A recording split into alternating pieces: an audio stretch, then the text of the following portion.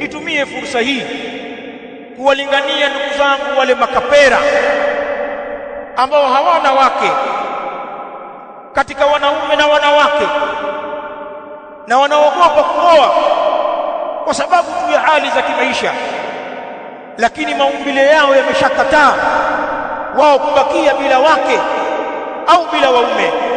Tayari nafsi zao zinawavuta katika machafu, na pengine wanazidi kila mara, kila wanapotubia wanarudi tena, na pengine wameshaingia aibu, wana watoto wa zinaa mitaani,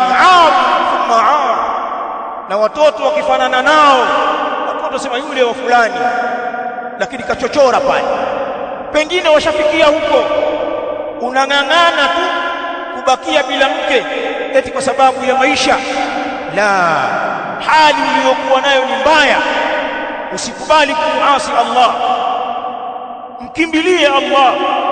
Oa kwa sababu ya kujichunga na fahisha, na kama ni binti wanakuja waposaji, unawakataa tu kwa sababu ya hali zao, na pengine hujasalimika na kuteleza, na pengine kuna watoto ushawazalia nyumbani, au kuna mimba umeshazitoa za kutosha, lakini wanakuja waposaji, unakataa tu kwa sababu ya hali zao.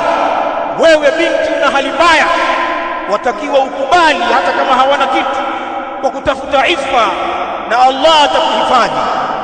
Haya ndiyo yale ambayo yanafidishwa na hizi nusus. Ibadallah,